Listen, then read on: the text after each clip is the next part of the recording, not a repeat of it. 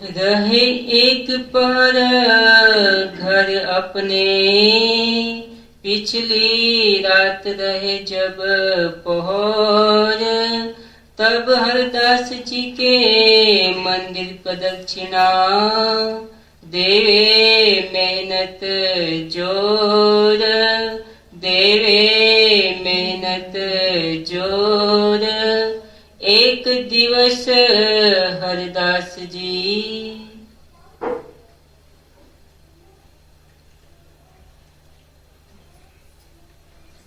अचरती धाम धनी श्री लालदास जी के धाम मिलने से वर्णन कर रहे हैं। रुक दीजिए। श्री देवचंद्र जी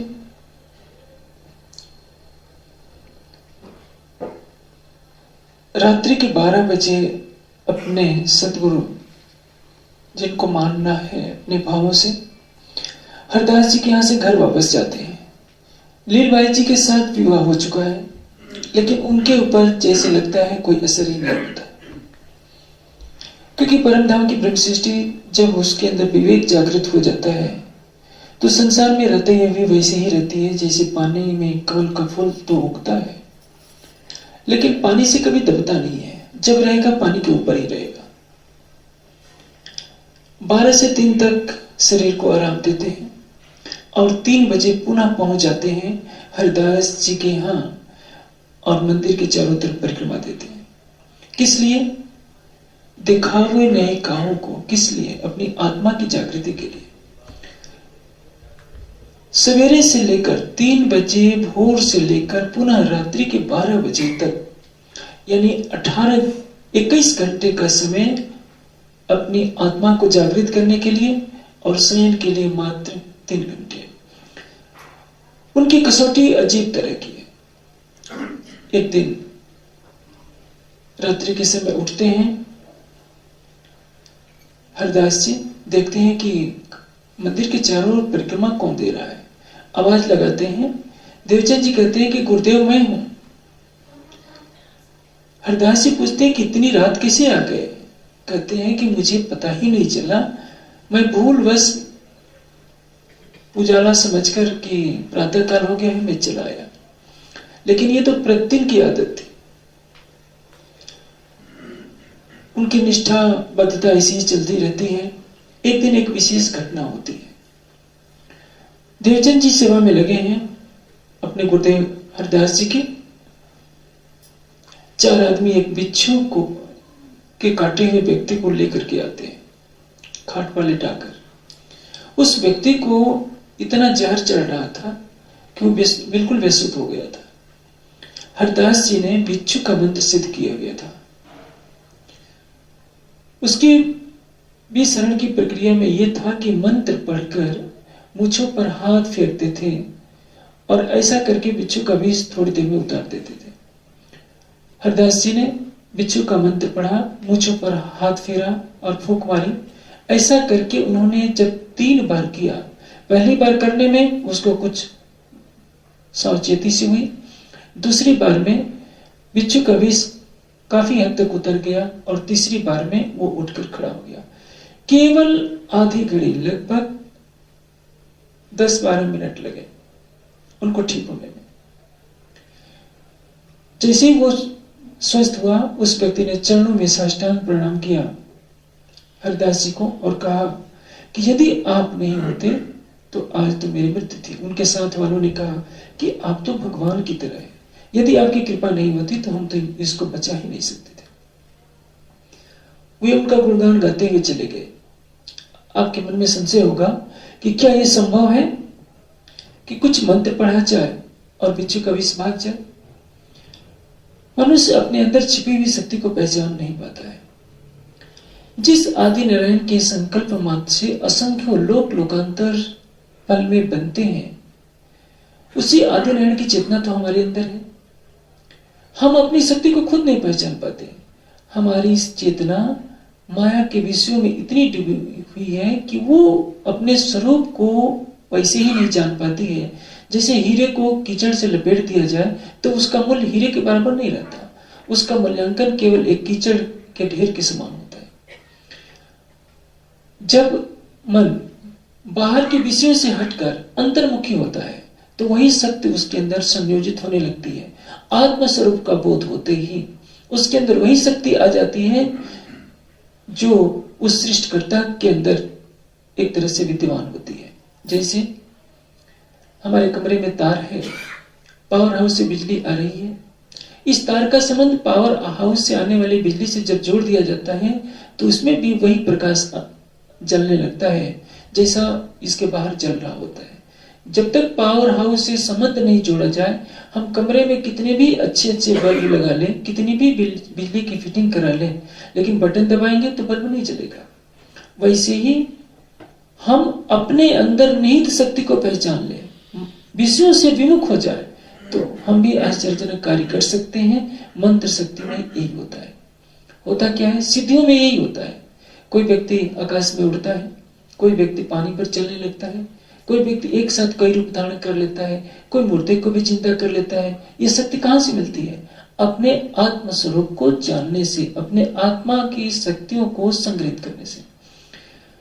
मंत्र में जप किया जाता है, मंत्र सिद्धि में जप करते करते मन को लक्ष्य पर केंद्रित जब किया जाता है और संकल्प किया जाता है कि विष दूर हो जाए तो विष दूर हो जाता है। कोई सिद्ध महापुरुष जिसने मंत्र सिद्धि नहीं की भी है, स्पर्श कर दे और संकल्प कर ले कि विष दूर हो जाए तो हो जाएगा। आजकल रेकी चिकित्सा चल रही है, इसमें क्या होता है, संकल्प मात्र से, संकल्प चिकित्सा के द्वारा असाध्य से असाध्य रोगों को दूर कर दिया जाता है। लेकिन ये योगियों की गुप्त विद्या है और योगी महात्मा लोग इसको प्रचारित इसलिए नहीं करते कि वो तो वैद्य बने रह जाएंगे। सवेरे से शाम तक उनके यहाँ रोग ठीक करने वालों की भीड़ लगी रहेगी, फिर वो साधना क्या करेंगे। हाँ, जो बहुत निकटस्थ शिष्य होता है उस पर ही ये विद्या प्रयोग की जाती है। स्पर्श चिकित्सा जैसे कि आपने बाइबल में पढ़ा है, किस तरह से ईसा मसीह स्पर्श मात्र से रोगियों के घाव को ठीक कर दिया करते थे। मनुष्य के मन में, जिसको दो भागों में बांटा जाता है, चेतन और अचेतन, मन तो एक ही होता है। जब हम शुद्ध संकल्प करते हैं कि ये हो जाए तो हो जाता है, वो उसमें होता क्या है, अंतर की निहित शक्तियां मन के माध्यम से कार्य कर जाती हैं और असंभव को संभव बना देती है। मेरे सामने की घटना है, एक बार हीरालाल महात्मा जी ने मेरे सामने यही प्रयोग करके दिखाया था। हाथ पर बिच्छू रख लिया और मेरी आंखों के सामने उस बिच्छू ने कई डंक मारे और मुस्कुराते रहे। मैंने पूछा कि ये शक्ति आपको कहां से मिली, क्या किया आपने? कहने लगे कि 20 से लेकर 1 तक की उल्टी गिनती में गिनते जाता हूं, कितना भी वो डंक मारेगा बिच्छू, उस पर कोई असर नहीं पड़ेगा। आज का विज्ञान तो इस बात को नहीं मानेगा। 20 से 1 तक की उल्टी गिनती तो हर कोई गिनता है, लेकिन इसमें केवल भाव निहित क्या है कि मंत्र की शक्ति को उतारना, मंत्र की शक्ति से यानी संकल्प शक्ति से, विचारों की शक्ति से हमें विष को दूर करना है और एक निश्चित समय के अंदर उस लक्ष्य को प्राप्त करने के लिए कई बार जप कर दिया जाता है और दिल धारणा बना ली जाती है कि ऐसा करने से विष उतर जाएगा, और कोई चमत्कारिक बात नहीं है। यदि हम भी संकल्प करें कि हम शुद्ध बुद्ध आत्मा है, शुद्ध वश, बुद्ध वश, संसार माया परिवर्तित वश, मैं शुद्ध हूं, बुद्ध हूं, संसार की माया से अलग हूं, तो हम वैसा ही बनेंगे। यदि हम दिन रात यही सोचते रहे नकारात्मक विचार कि मैं पापी हूं, मैं क्रोधी हूं, मैं कामी हूं, मैं लोभी हूं, तो वैसे ही बन जाएंगे। इसलिए आप अपने अंदर नकारात्मक विचार कभी न सोचिए। ये सोचिए कि हम सच्चिदानंद परब्रह्म की लादरी शक्ति में हूं, मैं परब्रह्म की अर्धांगिनी हूं, मेरे ऊपर माया का कोई विकार नहीं। और ऐसे ही शुद्ध विचारों से आप रात को प्रियतम परब्रह्म का ध्यान कीजिए, अपने हृदय मंदिर में उनको विराजमान कीजिए और सो जाइए। किसी के प्रति राग द्वेष घृणा की भावना लेकर कभी न सहन कीजिए। सवेरे उठिए तो सारे काम एक तरफ छोड़ दीजिए, पहले राज्य का ध्यान कीजिए और यही शुद्ध संकल्प दोहराइए, मेरी आत्मा का प्रियतम मेरे हृदय मंदिर में रहता है, मैं पल पल उसका दीदार करती हूँ। इन्हीं भावों में हमेशा भरे रहेंगे तो देखिए कुछ ही समय में आपकी आत्मिक प्रकृति कहां से कहां पहुंच जाती है। अब जब वे लोग चले गए, हरदास जी कहते हैं कि देवचंद्र, मैं ये मंत्र तुमको सिखाना चाहता हूं। कई लोगों ने मुझसे सिफारिश की कि आप ये मंत्र बता दीजिए। मैंने उनको नहीं बताया, क्योंकि तुमने प्रत्यक्ष देखा, यदि ये मैं यहां नहीं होता और ये बिच्छू का मारा हुआ व्यक्ति यहां आता तो आज उसके प्राण नहीं बचने वाले थे। तुमसे संसार का बहुत कल्याण हो सकता है इस मंत्र से। देवचंद जी बोले कि गुरुदेव, आपने जो मंत्र दिया है, यह मंत्र तो भवसागर से पार करने वाला है, जन्म मरण के चक्र से छुड़ाने वाला है। जब मनुष्य जन्म लेता है तो कितना कष्ट होता है, मरता है तो कितना कष्ट होता है। माता के गर्भ में बालक 9 माह तक पड़ा रहता है, मल मूत्र से उसी में सना रहता है, सांस कहां से लेगा। लेकिन प्रकृति की ऐसी लीला होती है, उसी में उसको समय गुजारना ही पड़ता है। कितना कष्ट होता है। जब शरीर छोड़ने का समय होता है तो शरीर के सारे प्राण इकट्ठा होते हैं। उसमें जो योगी होता है उससे तो कोई कष्ट नहीं होता, लेकिन सामान्य प्राणी को कुछ न कुछ कष्ट अवश्य होता है। और सबसे अधिक कष्ट होता है जो मोह से ग्रसित हो जाते हैं। जैसे आप किसी ट्रेन के डिब्बे में यात्रा कर रहे हैं और आपको कोई जबरदस्ती कहे कि नहीं, इस एसी के डिब्बे को छोड़कर या स्लीपर के डिब्बे को छोड़कर जनरल में जाओ, तो आपको कितना बुरा लगेगा। जिस व्यक्ति ने सारी उम्र अपने घर में निवास किया है, संगी संबंधियों से मिला जुला है, अच्छे संबंध है, उनको छोड़कर जाते समय वो सोचता है कि मेरे बिना इनका क्या होगा। यही मोह उसके दुख का कारण बनता है। यानी जन्म और मरण में, बुढ़ापे में, रोग में कष्ट ही कष्ट है। देवचंद जी कहते हैं कि गुरुदेव, आपका दिया हुआ मंत्र जन्म मरण के चक्र से छुड़ाने वाला है, जिसमें लाखों बिच्छुओं के मारने का कष्ट होता है। तो मैं ये छोटा सा मंत्र लेकर के क्या करूं। हरदास जी अचंभित हो गए, कहने लगे कि देवचंद, तुम्हारी बुद्धि अलौकिक है। और धीरे धीरे समय बीतता जाता है। देवचंद जी के मन में वैसी भावना बनी रहती है कि मैं किस तरह से अपने प्राणेश्वर प्राण वल्लभ को पा जाऊं। उस दिन तो देवचंद जी को देख लिया था परिक्रमा करते समय, लेकिन उनका क्रम तो प्रतिदिन का था। अंत में एक दिन और उठ जाते हैं नित्य क्रिया के लिए, यानी लोक संकाय इत्यादि क्रियाओं के लिए। नींद टूटती है, देखते हैं कि आज फिर देवचंद जी परिक्रमा कर रहे हैं। उठ कर कहते हैं कि देवचंद्र, तुम्हारी सेवा का भार मुझसे सहा नहीं जाता। मैं अंदर सो रहा होता हूं और तुम मेरी परिक्रमा कर रहे होते हो। 3 बजे ही आ जाते हो। उस दिन तो तुमने कह दिया था कि गुरुदेव, मैं भूलवश आ गया, लेकिन बात ये नहीं है, तुम प्रतिदिन आते हो और ऐसे ही परिक्रमा करते हो। सबसे अच्छा यह है कि मैं तुमको बाल मुकुंद जी की मूर्ति दे देता हूं, तुम ले जाओ और श्रद्धा भावना से सेवा करो। घर पर ही कृपा करके मैं जब सो रहा होता हूं तो मेरे बाहर परिक्रमा न किया करो। एक निश्चित तिथि तय कर दी और कहा कि तुम आ जाना, कल पालकी लेकर के बाल मुकुंद जी को ले जाना। जैसे ही प्रातः का समय होता है, उधर वचन तो दे दिया होता है कि पालकी लेकर के आना, मैं तुम्हें बाल मुकुंद की मूर्ति दूंगा। रात्रि को पढ़ानी करा दिए होते हैं, यानी शयन। सवेरे जैसे ही मंदिर में जाते हैं, देखते हैं कि बाल मुकुंद तो अदृश्य है, बाल मुकुंद की मूर्ति तो दिखाई नहीं दे रही। घर वालों से पूछते हैं कि कौन आया। सभी कहते हैं कि बाहर का दरवाजा बंद है, मंदिर का दरवाजा बंद है, दरवाजा खुला नहीं, कैसे संभव है कि कोई बाहर का व्यक्ति आकर मूर्ति को उठा ले जाए। अब बहुत व्यथित हो जाते हैं कि क्या करें। इतने में देवचंद जी भी आ जाते हैं। सारा परिवार भूखा रहता है। देवचंद जी को भी मालूम होता है कि मूर्ति दिखाई नहीं दे रही है, बाल मुकुंद जी कहां चले गए। सबने प्रण कर लिया कि जब तक बाल मुकुंद जी की मूर्ति मिलेगी नहीं, तब तक हम भोजन नहीं करेंगे। और बिना एकादशी के ही सबने एकादशी कर लिया, यानी उपवास धारण कर लिया। पूरे दिन किसी ने भोजन किया नहीं, व्यथित होकर के बैठे हैं सभी लोग। देवचंद जी अपने घर 12 बजे चले जाते हैं। किसी ने भी भोजन नहीं किया, न हरदास जी ने, न उनकी पत्नी ने, न उनके लड़के ने, न देवचंद जी ने। बैठे बैठे रात्रि को 12 बजे होते हैं, अचानक उनकी आंख झपक जाती है। साक्षात देव दर्शन वेदक में लिखा है, बाल मुकुंद जी साक्षात दर्शन देते हैं।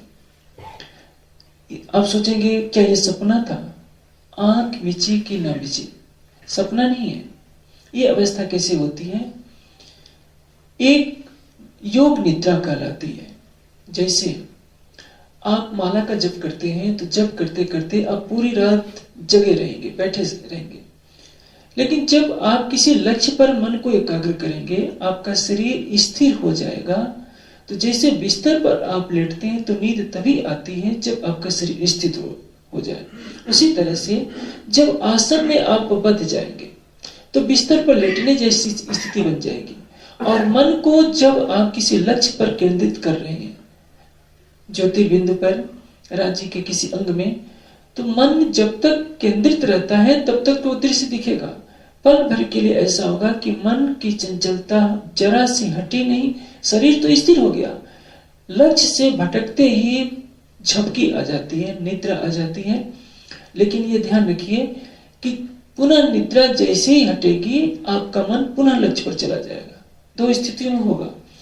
यदि आपके अंदर रजोगुण का प्रवेश है, तमोगुण का प्रवेश है, प्रवेश तो सभी के अंदर होता है, यानी रजोगुण तमोगुण का अंश अधिक है, तो झपकी टूटने के बाद मन में स्वप्न की धारा बह जाएगी। लेकिन यदि रजोगुण और तमोगुण नहीं है, बहुत अल्प मात्रा में है, सतोगुण की अधिकता है, आपकी साधना प्रगाढ़ है, तो झपकी टूटने के बाद आपका मन पुनः लक्ष्य पर ही जाएगा। यानी राज्य को देखते देखते यदि आपको निद्रा आ गई है हल्की सी, तो पुनः ध्यान में पुनः वही स्वरूप दिखने लगेगा। ध्यान में वैसे चिंतन में बैठे हैं हरिदास जी, और साक्षात बाल मुकुंद जी दर्शन देते हैं। पूछते हैं, ओ प्रभु जी आप कहाँ गए थे? बाल मुकुंद जी कहते हैं कि मैं तो कहीं नहीं गया, मैं तो वहीं पर था। देवचंद जी के गुरुदेव पूछते हैं हरिदास जी, प्रभु मैंने तो सारा खोज डाला लेकिन आप दिखाई नहीं दिए। बाल मुकुंद जी कहते हैं कि मैं इसलिए नहीं दिखाया क्योंकि तुमको इनके स्वरूप की पहचान नहीं है, सो तुमको इनके स्वरूप की वही नहीं पहचान, मैं इनकी सेवा ना सह सकूं ऐसा। बाल मुकुंद कौन है? वही ब्रज का रूप, ब्रज का स्वरूप, जिसमें विष्णु भगवान ने अपने अंश रूप से जन्म लिया था श्री कृष्ण के रूप में, और उस श्री कृष्ण के तन में आत्म अक्षर जोश धनी धाम ने प्रवेश करके परम धाम की प्रेम की एक झलक सी दिखाई थी अक्षर की आत्मा को। अब आपके मन में संशय होगा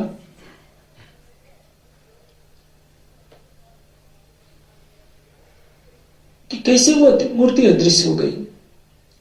मूर्ति तो वही थी, अदृश्य इसलिए इस तरह से हुआ जाता है जैसे योगी किसी दृष्ट वस्तु में संकल्प कर लेता है तो नेत्रों की शक्ति को बांध देता है। वो सामने होता है लेकिन वो दिखाई नहीं देता। इसी तरह से बाल मुकुंद जी ने ऐसी लीला की थी कि उनकी मूर्ति तो वहीं पर थी लेकिन किसी को भी नजर नहीं आ रही थी।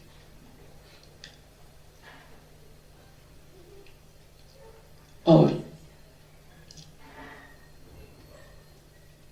बाल मुकुंद जी कहते हैं, देखो हरिदास जी, जिस देवचंद जी को तुमने अपना शिष्य समझ रखा है उनके बारे में तुम नहीं जानते। ये वही रासेश्वरी हैं। मैं इनकी सेवा ना सह सकूं ऐसा। इसका तात्पर्य क्या है? जब अक्षरातीत ने ब्रज में लीला की थी, रास में लीला की थी, तो जिस श्री कृष्ण के तन में इन्होंने विराजमान होकर लीला की थी और उसमें उनका आवेश था, मैं अपने अंश रूप से उस तन में विराजमान था। ये परम धाम की उस रासेश्वरी है जिन्होंने राधा के तन में विराजमान होकर लीला की, और इन्हीं की कृपा दृष्टि से मैं योग माया के अखंड सुख का अधिकारी बना हूं, और तुम इनसे मेरी सेवा कराओ, तुम इनको मुझे दे देते, ये मेरी सेवा करें, तो इससे बड़ा अपराध और क्या हो सकता था। इसलिए यदि देवचंद जी दुखी हैं तो उन्हें बांके बिहारी के वस्त्रों की सेवा दे देना। यहां एक प्रश्न खड़ा होता है कि क्या मूर्ति में इतनी शक्ति है कि बाल मुकुंद जी उनकी सेवा नहीं सहन कर सकते थे? ये चीज ध्यान रखिए, मूर्ति पूजा से कभी भी दर्शन नहीं हो सकता। देवचंद जी को भी आगे दर्शन होगा, वो केवल ध्यान के द्वारा ही दर्शन होगा। हरदास जी जीवन भर पूजा पाठ करते रहे, 4-4 बार स्नान करते थे, सच्चे हृदय से पूजा पाठ करते रहे मूर्ति की। मूर्ति ने कभी दर्शन नहीं दिया, लेकिन उस दिन क्यों दर्शन हो गया? पहली बात तो यह है कि देवचंद जी के स्वरूप की पहचान करानी थी। दूसरी विशेष बात यह है कि उसके माध्यम से एक संदेश दिया जाना है। एकाग्र मन हो चुका है हरदास जी का, एकाग्र विरह में डूबे हैं, और जैसे जैसे झपकी लगी उनका मन एकाग्र हुआ, और उसी एकाग्र अवस्था में बाल मुकुंद जी का दर्शन हुआ।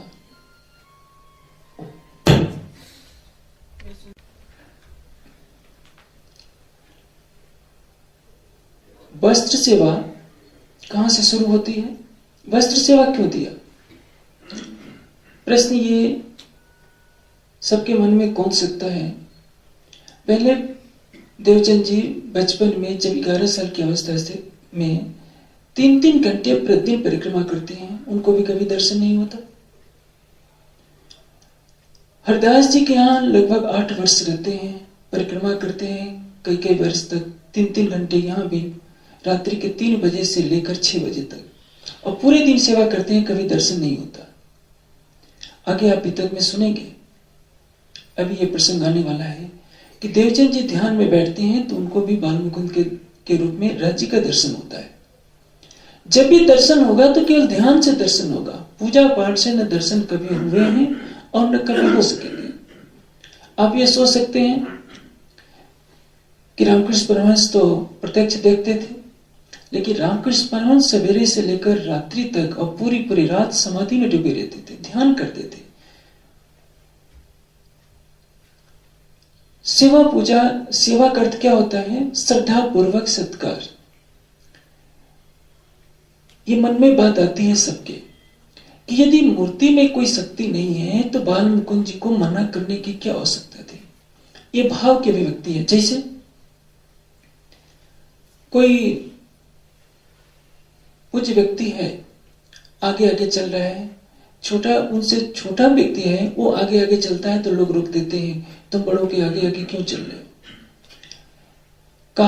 कपड़े के ऊपर तिरंगा ध्वज बना दिया जाता है, और यदि 15 अगस्त 26 जनवरी के दिन किसी ने उस तिरंगे को जला दिया तो पुलिस उसे गोली मार सकती है, उसका अपराध उसको छूट रहती है। क्यों? क्योंकि इसने राष्ट्र का अपमान किया है। तिरंगा झंडा तो एक कपड़ा है, लेकिन यदि हम भावना करते हैं कि ये हमारे राष्ट्र के गौरव, हमारे राष्ट्र के सम्मान का प्रतीक है, तो तिरंगे का अपमान राष्ट्र का अपमान माना जाता है।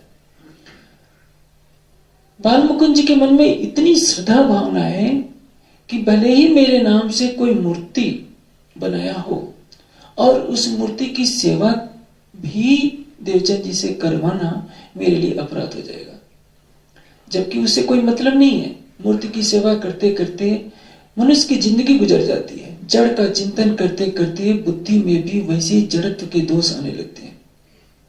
इसलिए कभी भी जड़ की पूजा नहीं करनी चाहिए। उत्तमा मानसी पूजा, ग्रंथ पूजा च मध्यमा, और मूर्ति पूजा के लिए कहा गया है, मूर्त क्या है? अधमो अधमा, सबसे निम्न कर्म है। आज सारे देश का जो पतन हुआ है हिंदू धर्म का, ये केवल मूर्ति पूजा के कारण है। मूर्ति पूजा जहां होती है विशाल मंदिर बन जाते हैं, करोड़ों रुपए उसमें खर्च होते हैं, शिक्षा दीक्षा नाम मात्र को रह जाती है।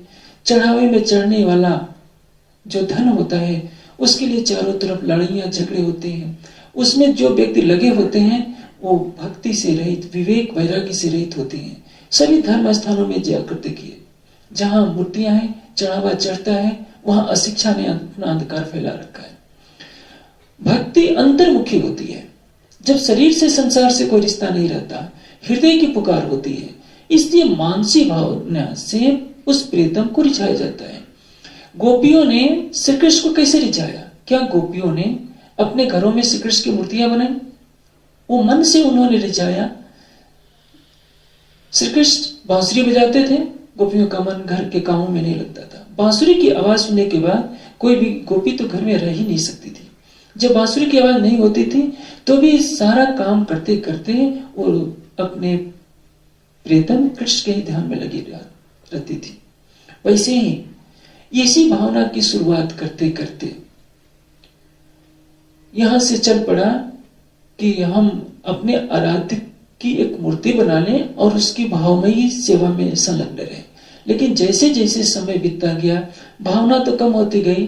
नहलाना धुलाना, खाना पीना, वस्त्र श्रृंगार करना, इसी में सारा आडंबर खड़ा हो गया और जो लक्ष्य वास्तविक था मानसिक सेवा का वो समाप्त हो गया। देवचंद जी को क्यों कहा बालमुकुंद जी के द्वारा कि हरदास जी को दे देना, देवचंद जी को बांके बिहारी के वस्त्रों की सेवा? इसलिए कि वस्त्रों का कोई आकार नहीं है, वस्त्र का तो कोई ध्यान करेगा नहीं, वस्त्र को ले जाकर के रख देंगे। जैसे कोई बहुत नजदीकी व्यक्ति होता है और वो भेंट में कोई वस्त्र देता है, कलम दे दे, कुछ और दे दे, तो उसको बहुत सहेज करके रखा जाता है। लोग लाखों रुपया तो दे देंगे, लेकिन अपने किसी प्रिय वस्तु की 100 रुपये की भी दी हुई वस्तु को लाखों रुपयों से ज्यादा कीमती मानते हैं। इसलिए बालमुकुंद जी ने हरदास जी से कहा कि जो बांके बिहारी के वस्त्र हैं उनको दे देना, उसकी ये सेवा करेंगे। क्योंकि वस्त्र भले ही ले जाएंगे, वस्त्र को तो रखना ही पड़ेगा। ध्यान करेंगे तो ध्यान के द्वारा दर्शन होगा, आगे ये घटना आएगी। इसलिए आज समाज में दुर्भाग्यवश राधा कृष्ण की मूर्तियों को मंदिरों में पधराना शुरू हो गया है। और जैसे ये प्रक्रिया बढ़ती जाएगी, ये समाज और अंधकार में भटकता जाएगा।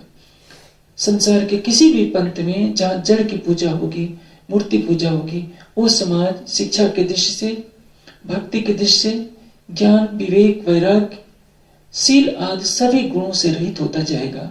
ये मूर्ति पूजा पतन की तरफ ले जाने वाली है।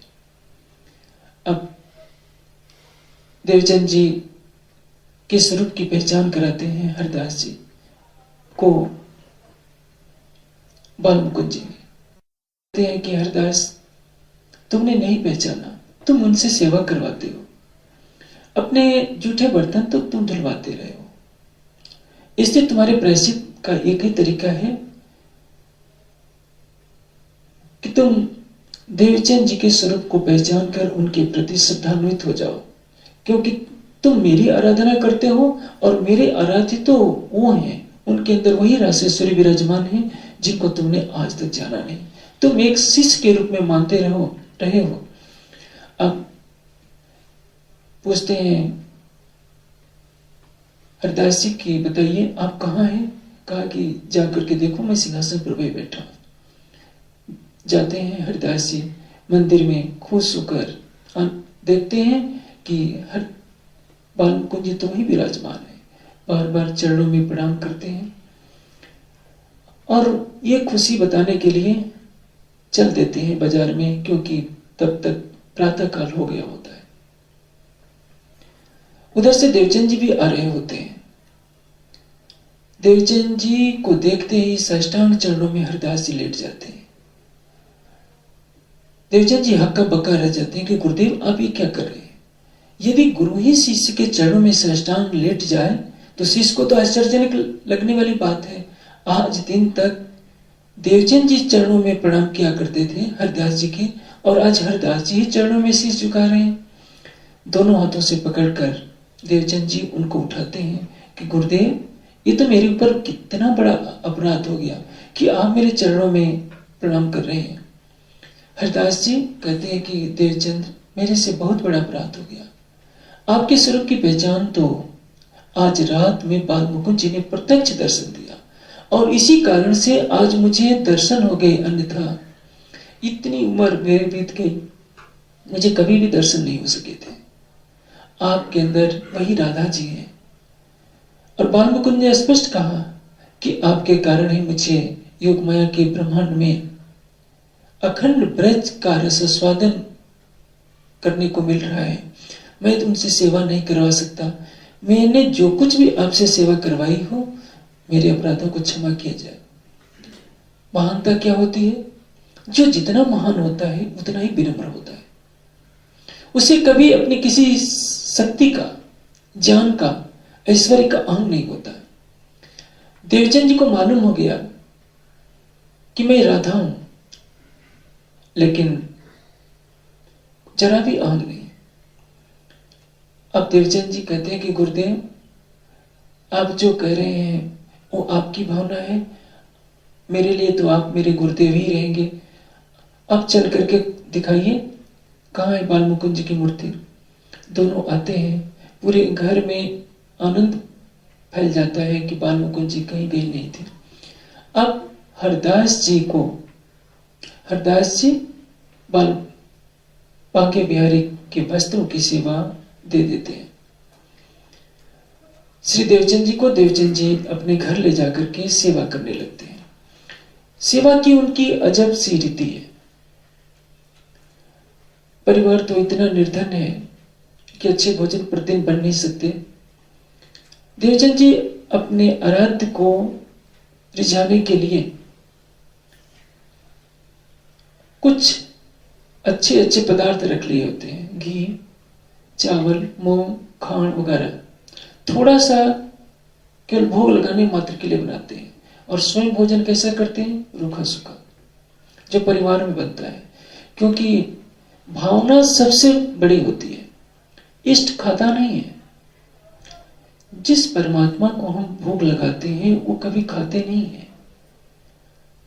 हमारा समर्पण कितना है, यही भोग है। यही देखा जाता है कि हम खाते समय उस प्रीतम को याद करते हैं कि नहीं, समर्पण हम करते हैं कि नहीं। यदि हम भोजन से पहले, स्वयं भोजन करने से पहले वो भोजन परमात्मा के नाम पर समर्पण करते हैं, तो यही हमारी भावना बढ़ते बढ़ते प्रेम में परिपक्व हो जाती है कि अपने प्रेमास्पद के बिना हम कैसे भोजन कर लें। आजकल भारतीय संस्कृति में जहां पुराने संस्कार हैं, सबको मालूम है, कोई भी पतिव्रता पत्नी पति के आए बिना भोजन करना नहीं चाहती। आधुनिकता में तो ये सब नहीं चलता, लेकिन पुराने संस्कारों में जो परिवार पले होते हैं, आज भी उन नियमों का पालन होता है। अब देवचंद जी अपने हाथ से जमीन लिपते हैं, लकड़ी जलाते हैं, कुएं से पानी भर कर लाते हैं। यदि रास्ते में किसी की छाया भी पड़ जाती है तो दोबारा पुनः पानी भरने जाते हैं। इन नियमों का इतना महत्व नहीं है, लेकिन जो एक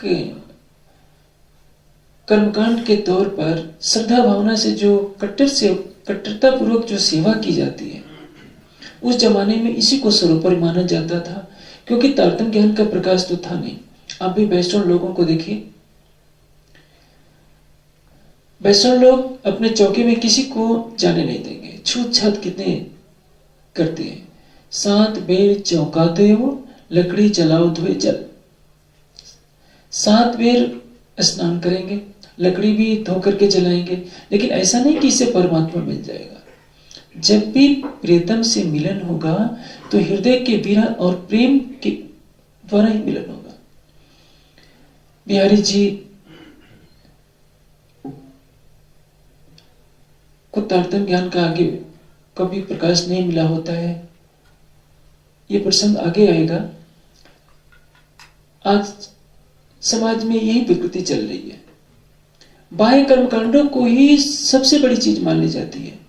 अंदर की शुद्धता सर्वोपरि है, न कि बाहर की शुद्धता। अब देवचंद जी को तारतम्य मिला नहीं, परिणाम क्या होगा? जैसे उस जमाने में जो कि कुछ विधि थी कि हाँ इस तरह से सफाई से हम भोग लगाएंगे तो हमें इष्ट का दर्शन होगा, वैसा वो सब कुछ कर रहे हैं। एक दिन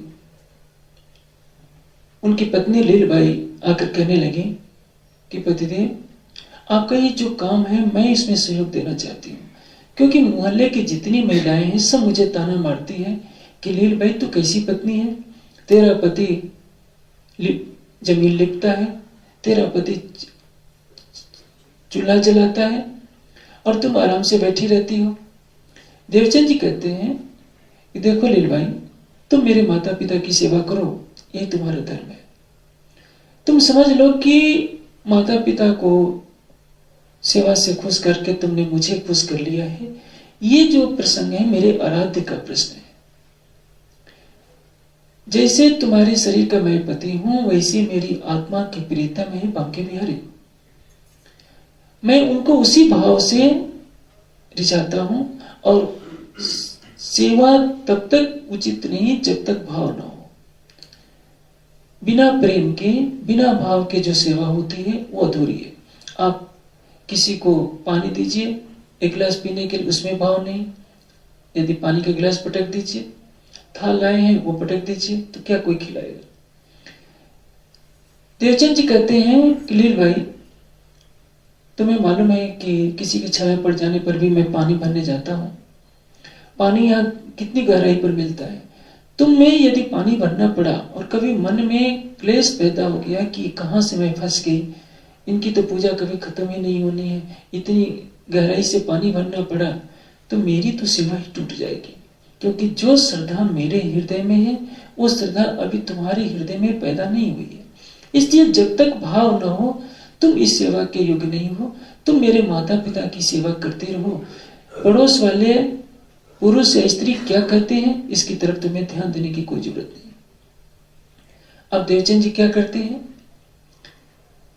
हरदास जी के यहां से जो समय मिलता है प्रातः काल, वो सेवा करते हैं बांके बिहारी की और ध्यान में बैठ जाते हैं। ध्यान में अखंड ब्रज का ध्यान करते हैं, क्योंकि उनको ऐसा लगा था कि मैं राधा हूं, क्योंकि बाल मुकुंद जी ने बता दिया था हरदास जी को कि ये राधा जी हैं, तो वे अपने को राधा मानकर श्री कृष्ण का ध्यान करने लगते हैं। ध्यान करते करते एक दिन उनका मन एकाग्र हो जाता है और सुरता अखंड योग माया में पहुंच जाती है, जहां वो देखते हैं कि यशोदा जी दही मथ रही हैं, दूध उधर गर्म हो रहा है। यशोदा जी के पास जाकर पूछते हैं कि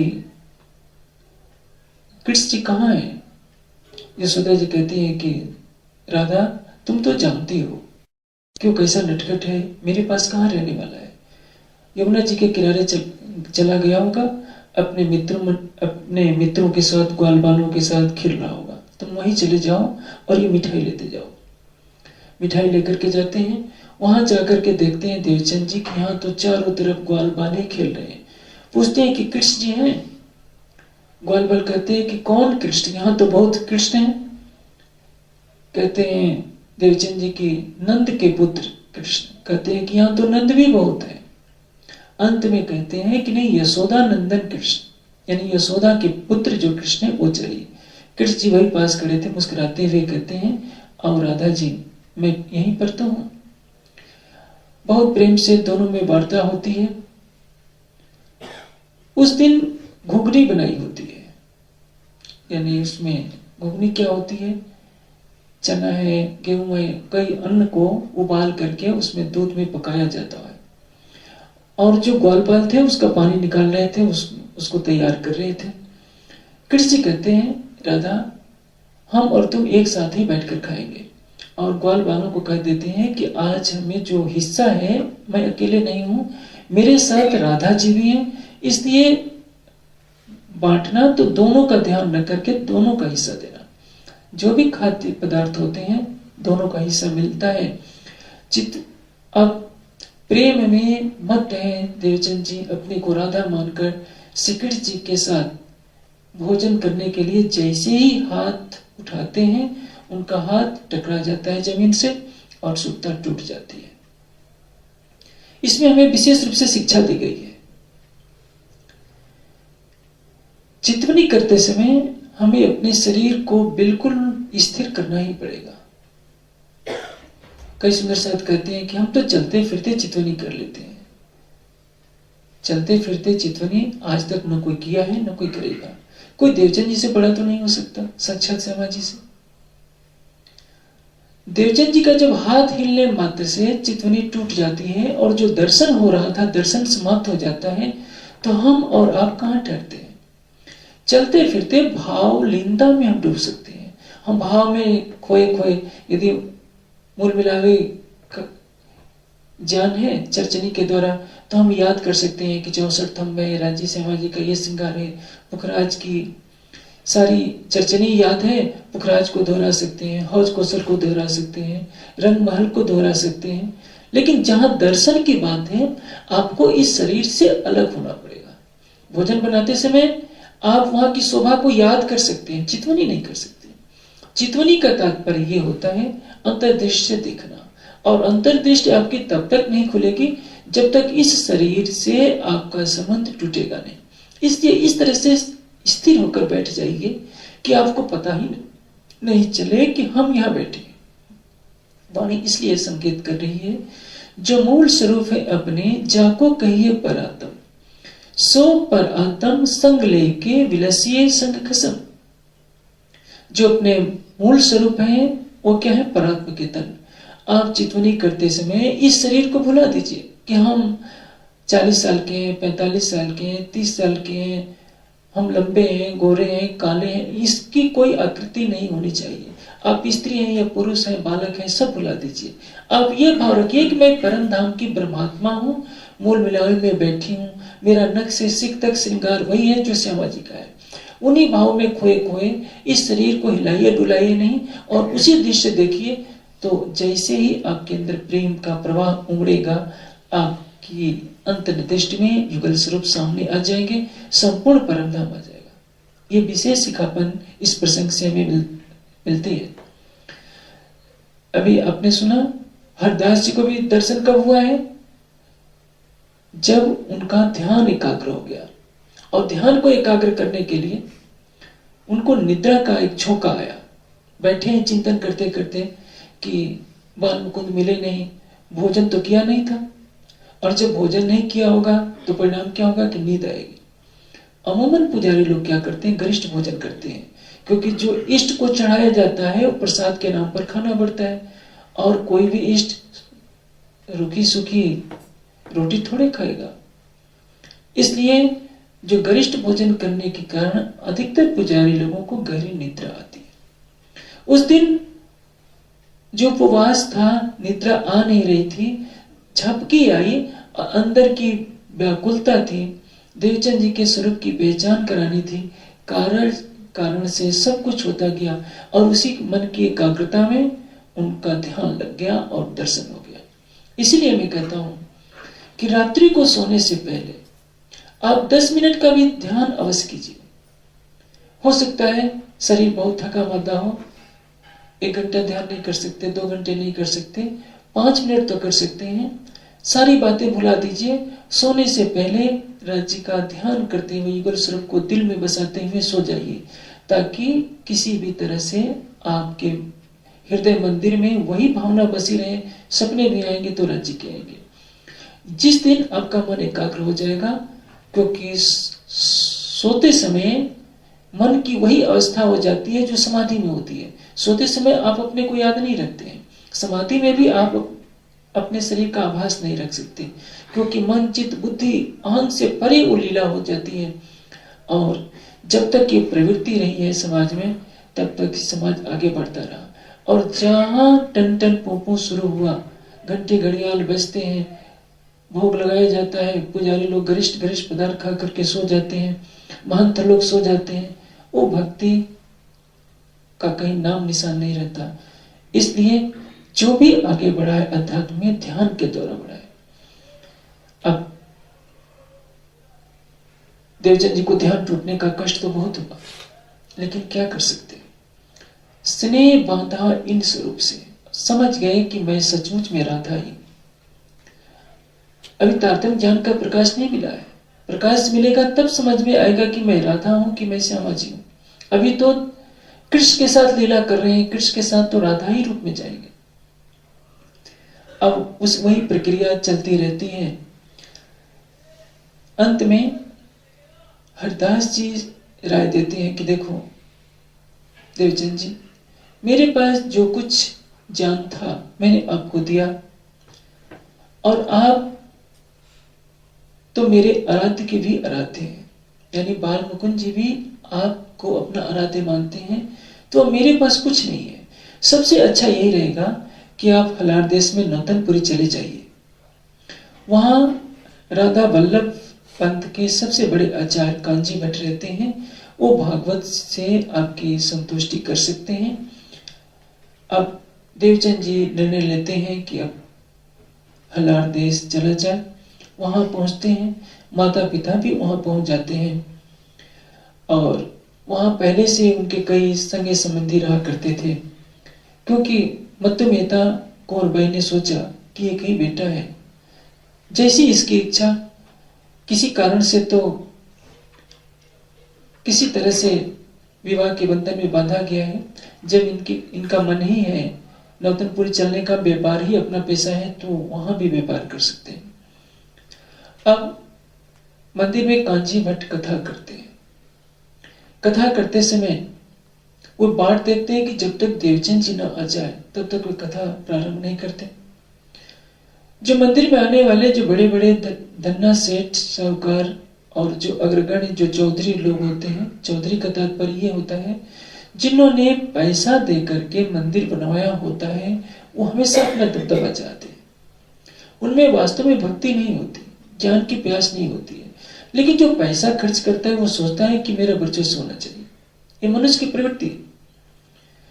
उन लोगों को बुरा लगता है कि ये अभी लड़का एक आ गया, क्योंकि जब देवचंद जी पहुंचे थे उनकी उम्र थी मात्र 26 साल। 26-27 साल के लड़के के लिए कांजी भट्ट कथा न करें, तो जो इतने साल से कथा सुनते आ रहे हैं, बूढ़े हो गए हैं, और जिन्होंने इतना अपना धन लगा दिया मंदिर बनाने में, उनकी प्रतीक्षा न हो और एक नए नए लड़के की प्रतीक्षा हो, उनको कहां से सहन हो सकता है। एक दिन उन्होंने बोल ही दिया कि भट्ट जी, ये देवचंद नाम का लड़का आया है, इसके लिए तो आप बाट देखते हैं, आपने तो कभी हमारी प्रतीक्षा की नहीं, क्या आपको ये ज्यादा धन देते हैं क्या हमसे। कांजी भट्ट बोलते हैं कि देखो भाई, मैं किसी से कोई आशा नहीं रखता। यदि धन मिलेगा तो आप जैसे धनवान लोगों से मुझे दक्षिणा मिल सकती है, लेकिन देवचंद तो बेचारी गरीब है। मैं कथा में क्या कह रहा हूं आप लोगों को कुछ पता नहीं होता। पूरा का पूरा अध्याय छोड़ दो, आप लोग तो औपचारिकता निभाने के लिए कथा सुनने आते हो, लेकिन देवचंद जी ऐसी शख्सियत है। 2 श्लोक भी यदि मैं न कहूं, यदि उनके आने से पहले मैं 2 श्लोक कह देता हूं, वो नहीं सुने होते हैं तो घर पहुंच जाते हैं और मुझसे दोबारा आग्रह करते हैं कि भट्ट जी मुझे उन 2 श्लोकों का अर्थ पुनः सुना दीजिए। इसलिए मुझे मजबूर होकर उनकी प्रतीक्षा करनी पड़ती है। मैं अपने पारिवारिक खर्च के लिए दूसरा व्यवसाय करता हूँ, कथा सुनाना मेरा व्यवसाय नहीं है। मैं स्वांतः सुखाय, अपने सुख के लिए, अपने मानसिक संतोष के लिए मंदिर में कथा करता हूँ, क्योंकि वो मंदिर भी राधा कृष्ण का मंदिर था, श्याम जी का मंदिर यानी राधा कृष्ण का मंदिर। वैसे श्याम शब्द के अनेकों अर्थ होते हैं। श्याम सौंदर्य का प्रतीक है।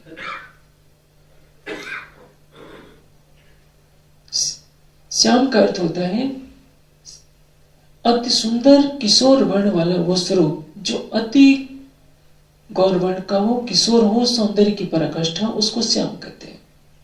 श्यामा किसको कहते हैं? तप्त कंचन वर्ण आभा सा श्यामा उचिते, तपाए हुए कंचन वर्ण की अति सुंदर किशोरी कन्या जो अति सुंदर हो उसको श्यामा कहते हैं। श्याम श्यामा एकार्थवाची है। सीता का अर्थ भी श्यामा होता है। वाल्मीकि रामायण में सीता को भी श्यामा कहा गया है, राम को भी श्याम कहा गया है, राधा और कृष्ण को भी श्याम श्यामा कहते हैं, और परम धाम वाले युगल किशोर को भी श्याम श्यामा कहते हैं। ये भाव परख है, लेकिन इसको रूढ़ी रूप में मान लिया जाता है। कोई कहता है कि राधा कृष्ण को ही श्याम श्यामा कहते हैं, ऐसा नहीं है। सुंदरता की जो पराकाष्ठा है, चाहे हम उसको परम धाम में माने, चाहे योग माया में माने, चाहे काल माया में माने, किसी को भी श्याम श्यामा कहा जा सकता है। यानी वो राधा कृष्ण का मंदिर था और उसमें भागवत की कथा कांजी भट्ट किया करते थे। जब कांजी भट्ट ने ऐसा उत्तर दिया, सब लोग मूंगे रह गए, यानी चुप रह गए कि बात तो ये ठीक कहते हैं, लेकिन अंदर द्वेष बना रहा।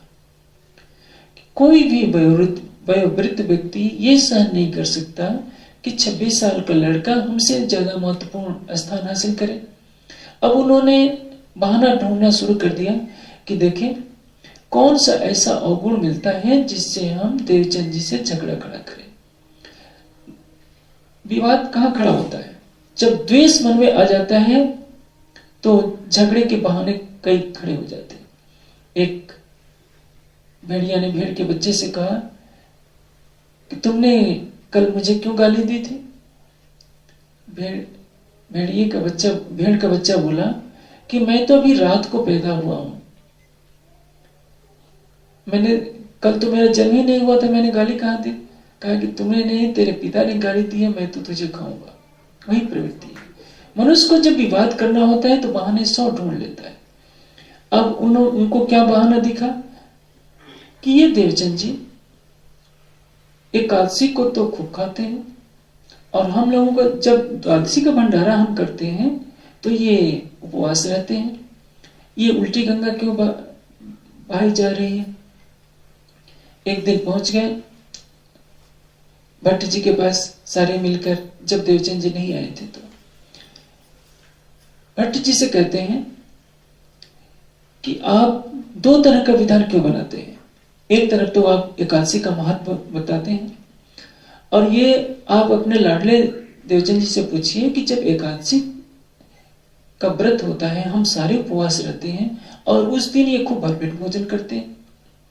द्वादशी को जब हम भंडारा करते हैं, खूब भरपेट भोजन करते हैं, तो ये बिल्कुल उपवास रहते हैं, कुछ भी नहीं खाते।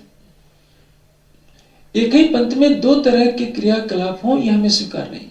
कर्मकांडी लोगों को क्या दिखता है? केवल ये बाह्य कर्मकांड। कई जगह आप जाएंगे, लोग ये पूछेंगे आपने माला क्यों नहीं पहनी है, तिलक क्यों नहीं लगाया है? माथे को आप कितना भी रंग लीजिए, उससे क्या मिलने वाला है? एक नहीं 100 मालाएं पहन लीजिए, उससे क्या मिलने वाला है? जिसके हृदय में नाम रूपी माला नहीं, जिसने अनन्य परा प्रेम लक्षण भक्ति का पतिव्रता साधन का तिलक नहीं लगाया, जिसको अपने सुहाग की पहचान नहीं, यदि वो माथे पर बड़े से बड़े तिलक भी लगा ले तो कुछ नहीं हो सकता। लेकिन संसार इसी में फंसा पड़ा है। अब देवचंद जी तभी आ रहे होते हैं, भट्ट जी सारी बातें को सुनते हैं, कहते हैं कि भाई देवचंद जी जो कुछ करते होंगे मुझे विश्वास है कि सही करते होंगे। आप लोगों के मन में द्वेष है इसलिए ऐसी बातें कह रहे हैं, अभी वे आ ही रहे हैं, मैं पूछ लेता हूँ। इतने में देवचंद जी आ जाते हैं। पूछते हैं भट्ट जी कि क्या देवचंद जी ये सही है कि आप एकादशी को खूब भरपेट भोजन करते हैं? देवचंद जी कहते हैं कि हाँ बिल्कुल सही है। क्या ये भी सही है कि द्वादशी को आप बिल्कुल नहीं खाते? कहा कि हाँ ये भी सही है। अब इन लोगों को बोलने का अवसर मिला कि देखिए भट्ट जी, भागवत रूपी जो वृक्ष है, उस वृक्ष की एक एक डाल में, एक एक डाल के पत्ते पत्ते में और एक एक पत्ते के रेसे रेसे में देवचंद जी क्यों नहीं भ्रमण करते हैं? यानी व्यंग की भाषा बोली कि भागवत रूपी जो वृक्ष है उसके 12 स्कंद हैं। एक एक स्कंदों में यानी एक एक डाल के अंदर पत्तियां क्या हैं? अध्याय हैं। एक एक पत्ती के अंदर जो रेसे हैं वो श्लोक हैं, और उसके एक एक शब्द में विचरण करने वाले कौन है? देवचंद जी।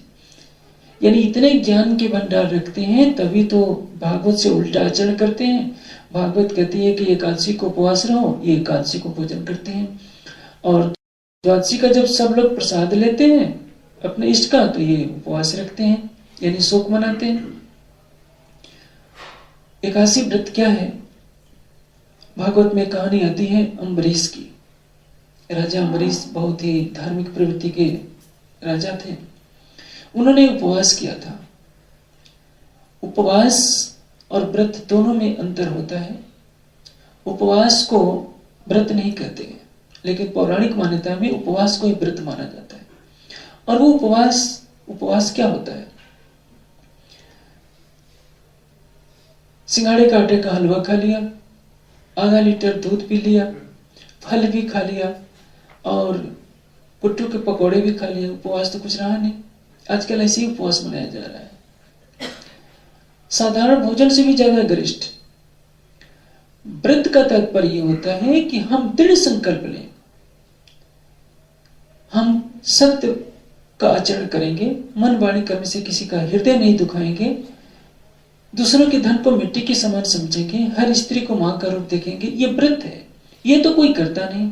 सब उपवास रख लेते हैं, कहते हैं कि हम व्रत रखते हैं। प्रत्येन दीक्षा आपनोत, दीक्षा आपनोत दक्षिणा, दक्षिणा आप श्रद्धाम आपते, श्रद्धया सत्यम आपते। व्रत से दक्षिणा, व्रत से दीक्षा, दीक्षा से दक्षिणा, दक्षिणा से श्रद्धा और श्रद्धा से सत्य को प्राप्त किया जाता है। यदि आपने दृढ़ संकल्प कर लिया कि हमें प्रतिदिन चितवनी करनी है, ये क्या होगा? व्रत। इस व्रत से आपने एक दीक्षा ले ली, एक संकल्प कर लिया कि ये करना है। वही चितवनी की प्रक्रिया, यही व्रत आपके अंदर श्रद्धा पैदा करेगी और यही श्रद्धा बढ़ते बढ़ते प्रेम में परिवर्तित होकर आपको राज्य का दर्शन करा देगा। हमारे समाज में भी उपवास की प्रक्रिया चलती है। कोई उपवास रखता है, कोई उपवास रखता है। उपवास के लिए ऋषियों ने विधान किया है कि रात्रि को भोजन न करें।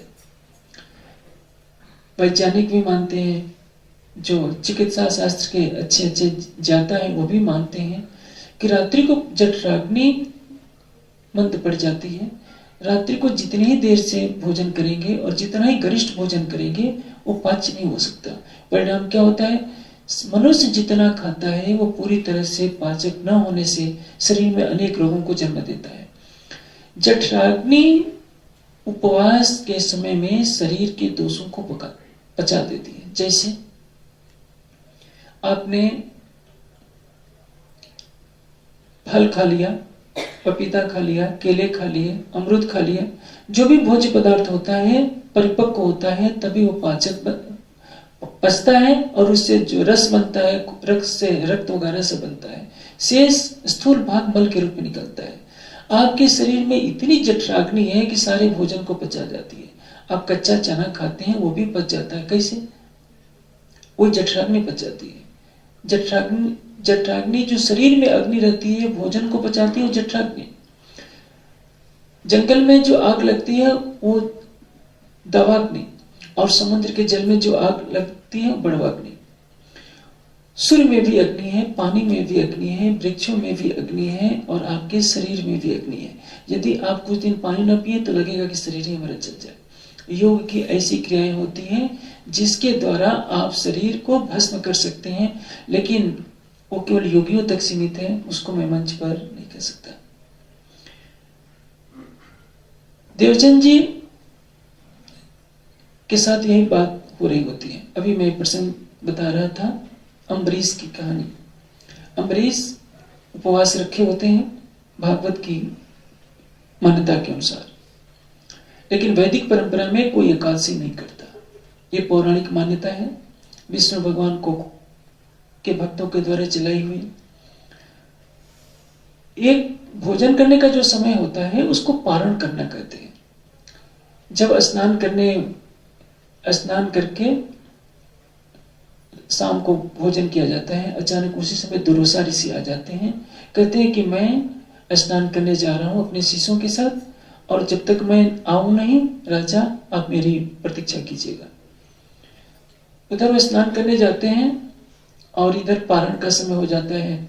उनके सलाहकार पंडित वर्ग कहता है कि महाराज आप अब यदि आपने समय पर भोजन नहीं किया, पालन नहीं किया, अपना उपवास नहीं तोड़ा, तो ये तो उचित नहीं होगा। ऋषि की प्रतीक्षा अपना कीजिए, भोजन कर लीजिए। समय बीता जा रहा है। अब उनकी बाट न देखते हुए अम्बरीश ने भोजन कर लिया। दुर्वासा थोड़ी देर में आ गए और कहे कि तुम कितना अपराधी हो कि मेरी प्रतीक्षा तक नहीं कर सकते, मेरे बिना भोजन कर लिए। उन्होंने कृत्या राक्षसी उत्पन्न कर दी राजा को मार डालने के लिए, क्योंकि दुर्वासा ऋषि तो क्रोध के साक्षात स्वरूप ही थे। राक्षसी राजा को खाने के लिए जैसे दौड़ती है, विष्णु भगवान का सुदर्शन चक्र पीछा करता है, कृत्या को मार डालता है और वो अब दुर्वासा ऋषि का पीछा करना शुरू कर देता है। दुर्वासा ऋषि अपनी प्राण रक्षा के लिए शंकर जी के पास जाते हैं, ब्रह्मा जी के पास जाते हैं, इंद्र के पास जाते हैं। सभी मना कर देते हैं कि हम आपकी रक्षा नहीं कर सकते। विष्णु भगवान के पास भी जाते हैं कि भगवान आप अपने सुदर्शन चक्र को रोक लीजिए। विष्णु भगवान कहते हैं कि मेरा भी बस नहीं है, आप मेरे भक्त अम्बरीश के पास जाइए, वही अम्बरीश आपको क्षमा दान कर सकते हैं। दुर्वासा ऋषि आकर क्षमा मांगते हैं तो सुदर्शन चक्र वापस जाता है। ये दर्शाया गया है कि एकादशी व्रत करने वाले की रक्षा स्वयं विष्णु भगवान करते हैं, यानी दुर्वासा ऋषि से भी उन्होंने रक्षा की। बस इतनी सी महत्ता है। देवचंद जी कहते हैं कि भट्ट जी ये बिल्कुल सही बात है। एकादशी को सब लोग उपवास रखते हैं और भोजन का झंझट नहीं होता है, तो कथा उस दिन बहुत ज्यादा होती है, धुनी कथा होती है। इसलिए मैं भी भरपेट शरीर को आहार देता हूं, क्योंकि शरीर ही साधन है। शरीर माध्यम खलु धर्म साधनम। शरीर धर्म के लक्ष्य तक पहुंचाने का साधन है, साध्य नहीं है। साध्य और साधन में अंतर होता है। साध्य कौन है? परमात्मा। साधन क्या है? शरीर। यदि हमारा शरीर बूढ़ा हो जाता है, बैठने की ताकत नहीं रहती, और उसमें वैराग्य जगता है कि हम ध्यान करते, परमात्मा का भजन करते, कुछ सेवा करते, लेकिन पश्चाताप होता है कि अब मेरा शरीर साथ नहीं दे रहा। और जब शरीर मजबूत होता है तो हमारा मन संसार में फंसा रहता है। उस समय शरीर की कीमत का एहसास होता है। इसलिए शरीर को स्वस्थ रखिए लक्ष्य को पाने के लिए। शरीर से मोह न रखिए, लेकिन शरीर से काम लेना है, इसलिए इसको साधन मानकर स्वस्थ रखना आवश्यक होता है। देवचंद जी कहते हैं कि जब मेरी आत्मा को आहार मिल जाता है तो मैं शरीर को भी दूना वैसे ही आहार देता हूं। द्वादशी को आप लोग शरीर का आहार देते हैं, आत्मा का आहार तो कुछ होता नहीं। बट जी आप उस दिन कथा नहीं करते। मैं सोचता हूं कि जब मेरी आत्मा को आहार नहीं मिला तो मैं शरीर को भी आहार नहीं दूंगा, क्योंकि ये जो भागवत ग्रंथ है परब्रह्म की लीला रस का इसमें मनोहर वर्णन किया गया है। अखंड ब्रज लीला, रस लीला का वर्णन जो इसमें किया गया है वो मेरी आत्मा का आहार है। और जब वो मिलता है तो जीव को अखंड मुक्ति मिलती है। लेकिन एकादशी से क्या मिलेगा? स्वर्ग का साधन। महाप्रलय में स्वर्ग भी नहीं रहेगा, वैकुंठ भी नहीं रहेगा, तो मैं स्वर्ग और वैकुंठ का साधन क्यों करूं एकादशी का पालन करके? मैं तो केवल अपनी आत्मा को आहार देता हूं और वही विधि अपनाता हूं जिससे मुझे आत्मिक आनंद मिले। जब देवचंद जी ने ये बात कह दी तो सबके सिर नीचे हो गए और सबने अपने भूल माने कि सचमुच देवचंद जी की जो सोच है वहां तक कोई भी नहीं पहुंच सकता। समय बीतता जाता है। देवचंद जी निष्ठाबद्ध होकर के भागवत का श्रवण करने जाते। भागवत क्या है? हरिद्वार के अंदर पद्धति में बताया जाता है कि भागवत क्या है? शास्त्र श्रवण श्री भागवत। लेकिन ये बुद्ध जागृत का ज्ञान नहीं है। देवचंद जी तभी तक भागवत सुनेंगे जब तक उनको प्रीतम की प्राप्ति नहीं हो गई होती है। 2 बार दर्शन हो चुका है।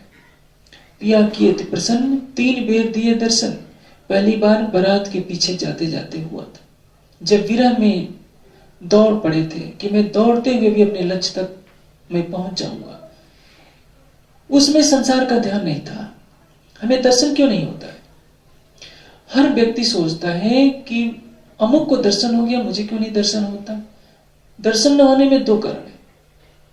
हमारे और धनी के बीच में संसार आगे आ गया होता है। देवचंद जी को भी पहली बार दर्शन कब होता है? जब उनको कुछ नहीं दिख रहा है, एक ही दिख रहा है लक्ष्य कि मुझे परमात्मा को पाना है। ये बारात वाले मुझे अपने साथ नहीं ले जाएंगे तो मैं दौड़कर भी चला जाऊंगा। सब तरह से समर्पित होकर जब उनकी तरफ मुड़ा जाता है तो अवश्य मिलता है। और दूसरी बार चितौनी में दर्शन होता है। जब मन एकाग्र हो गया तो प्रीतम मिल गया। कहीं दूर नहीं है, घूम फिर करके अपने दिल में ही आना पड़ेगा। हम शरीर को, संसार को भुला दें, बस हमारे और उसके बीच में कोई दूरी नहीं। पर्दा तू ही करत है, अंतर न अड़े। जैसा बाहर होते हैं जो होए ऐसा दिल, तो अदकिन पीव न्यारा नहीं माहे रहे हिलमिल। हमारी आत्मा उनमें है, वो हमारी आत्मा में है। हम हक में, हक हम में, और हक बिना सब ख्वाब। ये मंदिर, आश्रम, मठ जो कुछ बने हैं वो तो हमारे जीव तक ज्ञान पहुंचाने के लिए मात्र है। अंत में सबको बुलाकर हमें मन को एकाग्र करना पड़ेगा, उसमें वीरा का रस देना पड़ेगा। प्रेम का जैसे ही रस आएगा हमारे हृदय मंदिर में वही प्रीतम की छवि बस जाएगी। अब निष्ठाबद्ध होकर के प्रतिदिन जाते हैं भागवत कथा का श्रवण करने के लिए। किस लिए? उधर भागवत की कथा सुन करके आते हैं, घर आकर वैसे ही अपने बांके बिहारी के वस्त्रों की सेवा करते हैं, वैसे ही अखंड में ब्रजरास का ध्यान करते हैं। निष्ठाबद्ध उनका सारा कार्यक्रम चल रहा है। शरीर केवल कहने के लिए संसार में है, इसके पहले वो सारी साधनाएं कर चुके होते हैं, लेकिन लक्ष्य नहीं था। मन में तो लक्ष्य था कि हमें प्रीतम को पाना है, लेकिन वो कौन है, कहाँ है, कैसा है, ये किसी ने बताया ही नहीं था। हरदास जी के माध्यम से पता चला था कि भजमन श्री वृंदावन कुंज विहारी नित्य विलास, साकार और निराकार से परे अखंड बेहद मंडल में जो रास विहारी श्री कृष्ण है, ब्रज विहारी श्री कृष्ण है, उनका ध्यान करो। अब ब्रज विहारी का दर्शन हो भी चुका है, आगे की मंजिल क्या है अब आप सुनिए। किस तरह से उनके साथ क्या घटना घटित होती है। धीरे धीरे समय गुजरता जाता है। जब आप राज्य को पाने की राह में चलते हैं तो माया पीछे पीछे आपके साथ अवश्य चलेगी। जो कार्य जितना कठिन हो, बड़ा होता है, उसमें कठिनाइयां भी उतनी ही आती है। यदि आप IAS बनना चाहते हैं तो आपको 15 घंटा पढ़ना ही पड़ेगा, और क्लर्क बनना है तो 2 घंटे पढ़ाई कीजिए। इंटरव्यू के बाद क्लर्क बन जाएंगे, लेकिन IAS तो नहीं बन सकते। यदि आपको प्रीतम का साक्षात्कार करना है तो संसार की तृष्णाओं को ठोकर मारनी पड़ेगी। उसके लिए वनों में जाने की आवश्यकता नहीं है। ये मन ही तो एक वन है। हमारा मन संसार के विषय रूपी वनों में भ्रमण करता है। 1 एकांत, 2 द्वंद्व, 3 ग्राम, 5 नगर। हम कहीं भी रहे, मन को एकाग्र कर लिया तो हम समझ लीजिए कि हम वन में हैं। और वन में भी हैं। यदि दिल नहीं मिलता है, 2 महात्मा हैं, दिल नहीं मिलता है तो दोनों एक दूसरे का गुण देख सकते हैं। 3 के साथ हैं तो समझ ले कि गांव में रह रहे हैं, और 5 के साथ हैं तो समझ ले कि हम शहर में रह रहे हैं। लेकिन यदि कहीं भी हैं, अपने घर में भी हैं, सबसे अपने को अलग कर लीजिए तो 1 एकांत, अकेले। और जब अकेले भी बैठे हैं तब भी आप सबको भुला दीजिए, अपने मन में एक निष्ठा बनाए रखिए। कथा सुनने जाते हैं, उनको 2-4 दिन बुखार लग जाता है। बुखार में उपवास करते हैं, क्योंकि उपवास से शरीर के सारे रोग दूर हो जाते हैं।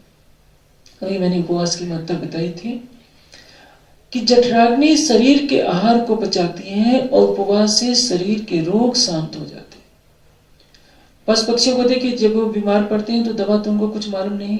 हर प्राणी, चाहे कुत्ता हो, गाय, बैल, भोजन बंद कर देते हैं। और भोजन बंद करने से जो उनकी जठराग्नि है, शरीर के रोग के सारे कीटाणुओं को दूर कर देती है।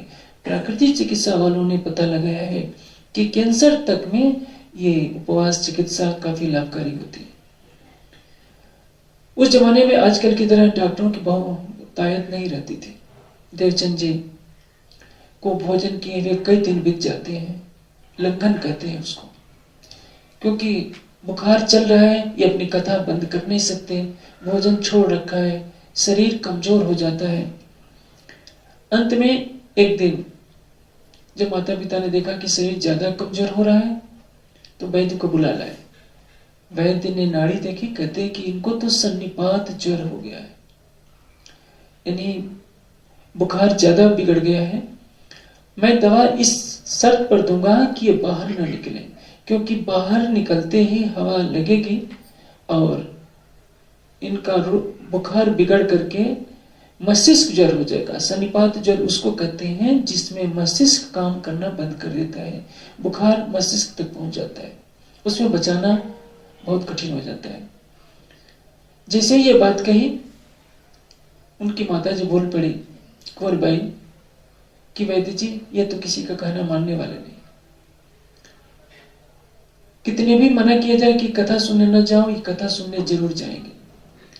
वैद्य ने जो दवा की पुड़िया दी थी ले ली कि तब तो मैं दवा नहीं दूंगा, यदि ये कथा सुनने जाएंगे, हवा लगेगी, बुखार बिगड़ेगा तो मैं कलंकित होऊंगा यदि कोई अशुभ घटना हो गई तो। पिताश्री कहते हैं मत मेहता कि वैद्यराज आप अपनी दवा तो दीजिए, इनकी क्या शक्ति है कि वो चले जाएं, ये मेरा काम है। और आपको मालूम है कि पिता का व्यवहार तो सत्ता परक होता ही है। देवचंद जी कहते हैं कि भाई मैं तो जरूर जाऊंगा। वैद्य ने अपनी औषधि दे दी और ये उनको काढ़ा दे दिया गया। उसके बाद देवचंद जी जाने के लिए तैयार होते हैं, पिताश्री ने रास्ता बंद कर दिया, दरवाजा बंद कर दिया। देवचंद जी दरवाजा खटखटाने लगे, लेकिन वो कहाँ मानने वाले थे। कहते हैं कि मैं मरूंगा नहीं, कठोर शब्दों में बोला, रे मूर्खों मैं मरने को नहीं। हृदय में जब वीरा हो और उस वीरा को जब कुचला जाता है तो उसमें कोई कुछ रिश्ता दिखाई नहीं देता। देवचंद जी के अंदर वीरा की आग है कि मुझे अपने आराध्य की कथा सुनने जानी है, परिवार के लोग इसी मोह जाल में फंसे हैं, मुझे रोक रहे हैं कि मुझे मेरी तबीयत बिगड़ जाएगी। पिताश्री जिद में आ गए कि नहीं, तुम्हें तो मैं जाने ही नहीं दूंगा, दरवाजा बंद है, क्या कर सकते थे। अंत में बेहोश होकर के गिर जाते हैं।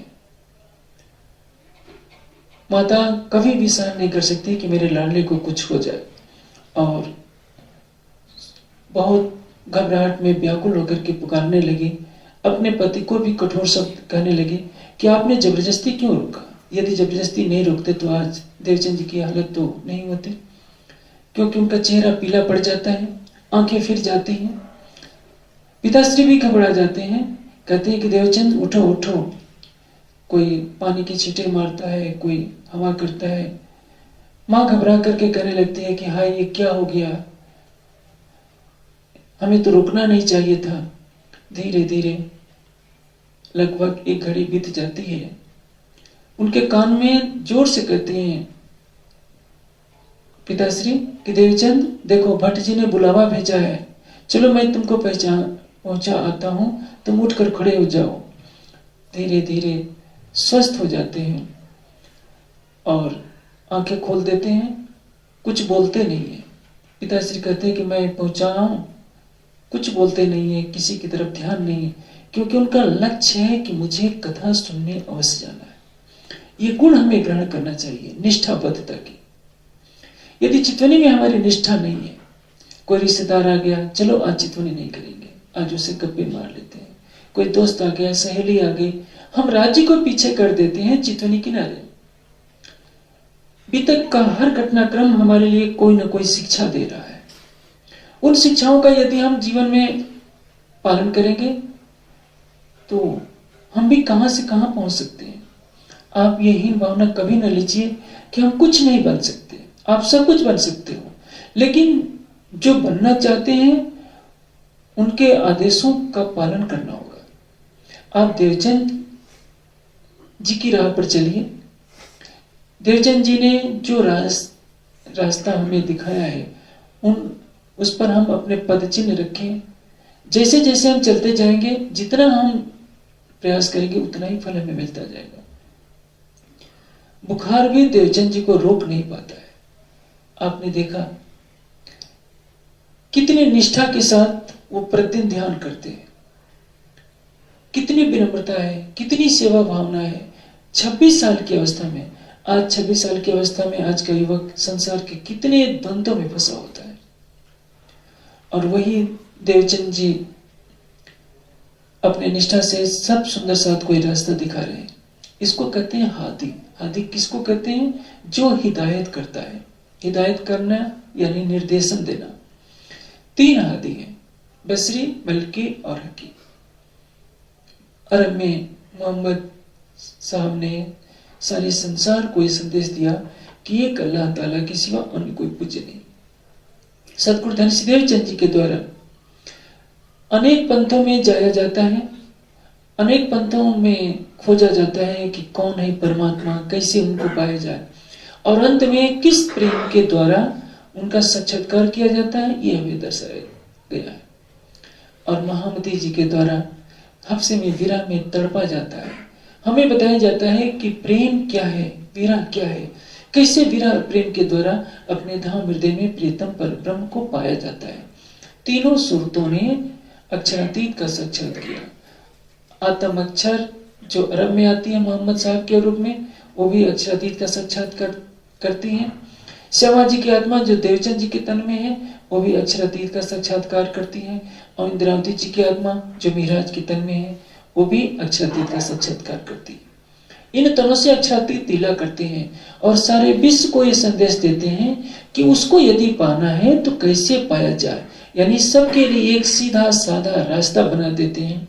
इसलिए इन तीनों स्वरूपों को 3 हादी कह करके संबोधित किया गया है। अब ये तो परीक्षा की घड़ी थी, धीरे धीरे समय बीतता है और वो शुभ घड़ी आ जाती है। 40 साल की अवस्था हो जाती है। 40 साल की अवस्था में उनको प्रत्यक्ष दर्शन इन नैनों से होते हैं। पहले भी दर्शन हुआ था इन्हीं आंखों से, लेकिन पहचान नहीं थी, धोखे में दर्शन हुआ। सिपाही के भेष में आए और सामान भी उठा लिए, लेकिन पहचान नहीं थी कि मैं कौन हूं। जब पहचान हुई तो अदृश्य हो चुके थे। दूसरी बार चितवनी में दर्शन हुआ और तीसरी बार प्रत्यक्ष आंखों से दर्शन हुआ। इसके बाद दर्शन की लीला शुरू हो जाएगी। आप देखेंगे देवचंद जी जब चर्चा करते हैं तो सुंदर साथ को श्री कृष्ण के रूप में राजी प्रत्यक्ष दर्शन देते हैं। हाँ, युगल स्वरूप के रूप में दर्शन नहीं दिया क्योंकि अभी परम धाम की वाणी नहीं उतरी थी। हकी सूरत के द्वारा जाको दिल जिन भासो तासो मिले 3 विध, सारे दर्शन होते हैं। ब्रज का, रास का, अरब का, परम धाम के युगल स्वरूप का, सतगुरु धन सिद्ध देवचंद जी का सारा दर्शन होता है। लेकिन छठे दिन की लीला में हमारे लिए सुनहरा अवसर ये है कि हम वाणी को आत्मसात करके सतगुरु धन सिद्ध देवचंद जी और श्री प्राणनाथ जी के द्वारा दर्शाए हुए विरह प्रेम के मार्ग का अवलंबन कर हम भी अपने धाम हृदय में संपूर्ण परम धाम को देख सकते हैं, युगल स्वरूप को देख सकते हैं, उनके हृदय में डुबकी लगा सकते हैं, एक रस हो सकते हैं और मार्फत की अवस्था को पहुंच सकते हैं। लेकिन इसके लिए पुरानी परम रूढ़िवादिता को छोड़ना पड़ेगा, कर्मकांडों से तौबा करना पड़ेगा।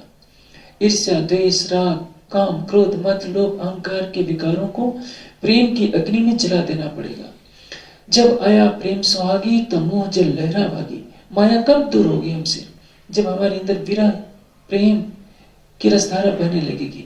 और जैसे जैसे हम चितवनी में डूबते जाएंगे, प्रीतम का प्रेम हमारे अंदर आता जाएगा। जैसे इस हाल के अंदर बल्ब जल रहा है तो अंधेरा इसमें प्रवेश नहीं कर सकता। आप अपने हृदय मंदिर में अक्षरातीत की मोहनी मूर्त को बसा दीजिए, फिर माया आपके हृदय में आएगी नहीं।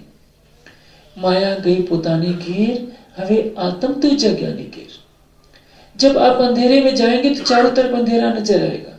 जब आपके हृदय में ही अनंत प्रकाश का स्वरूप लिए अक्षरातीत विराजमान होंगे तो माया का अंधकार कहां से रहेगा? इसलिए धामधनी ने हमें एक सीधा सरल रास्ता बताया है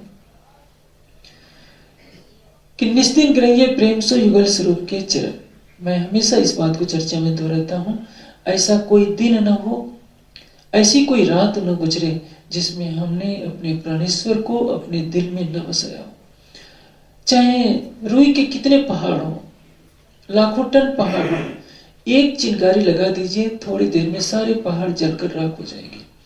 आप इस चिंता में मत डूबिए, नकारात्मक विचारों में मत खोइए कि मेरे से तो बहुत पाप हुए हैं, मैं बहुत पापी हूँ। आप अपने को बार बार पापी सोचोगे तो सचमुच में पापी हो जाओगे। आप ये सोचिए कि मैं शुद्ध बुद्ध हूँ, पाप तो मेरे पास फटकेगा नहीं।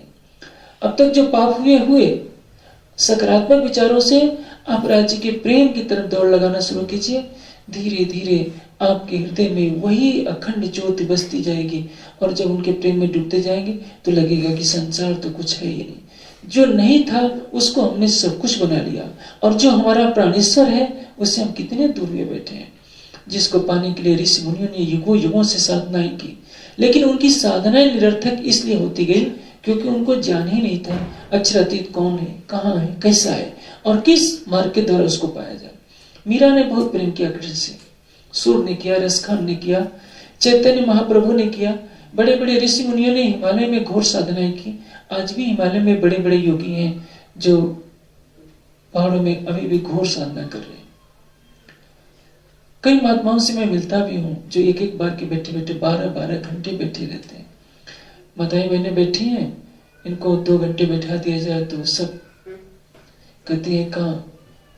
एक बहन ने जर्मन की 8 घंटे लगातार बैठती है, यानी 8 घंटे में लग्जुंका के लिए भी नहीं उठना है, और उम्र होगी कितनी, लगभग 55 साल 60 साल से ऊपर ही होगी। और वो ध्यान कहाँ करते हैं, ज्योतिर्बिंद पर, जीव पर, मन पर, संसार में भटक रहे हैं। निराकार से आगे उनकी गति नहीं है। हमारे समाज को तो अक्षरातीत ने हीरा दिया था, लेकिन हम शीशे को लेकर खुश हो गए। हमने दुनिया वालों की उल्टी राह पकड़ ली, वही कर्मकांड, वही नाच कूद, वही ढोल धमाके, वही मेले भंडारे। जो परम धाम की चितवनी की राह थी वो हमने खो दी। परिणाम ये हुआ कि हमारे अंदर अंतर्ज्ञान का सूरज नहीं हुआ, हमारे अंदर प्रेम का सागर नहीं फैला, हमारी सारी ऊर्जा नकारात्मक विचारों में, लड़ाई झगड़े में बे होती रही। आज की भी तक हमारे लिए शिक्षा दे रही है कि हमें कितनी निष्ठा के साथ चितवनी के पावन पथ पर चलना होगा। यदि हम चलते हैं तो कभी भी शक न कीजिए कि राज्य हमको नहीं मिलेंगे। जो हमारा है वो अवश्य मिलेगा। केवल ये है अपने हृदय में जो पर्दा पड़ा है माया का, इसको हटाना है, और ये हटेगा चितवनी के द्वारा। इसलिए कोई भी सुंदर साथ ऐसा ना रहे जो चितवनी ना करता हो। अब कल वर्णन होगा कैसे राज्य का दर्शन होता है, क्योंकि आज समय का अभाव है। राज्य का दर्शन श्यामा जी के आत्म को होता है। क्या क्या बातें होती हैं वो आप कल सुनिएगा। फिर यहाँ से पथ लिया, फिर यहाँ से पथ लिया, होए चली फुर्सत, होए चली फुर्सत। दिन दिन चढ़ते गए, दिन दिन चढ़ते गए, यही कसनी की हद, यही कसनी की हद, यही कसनी की हद।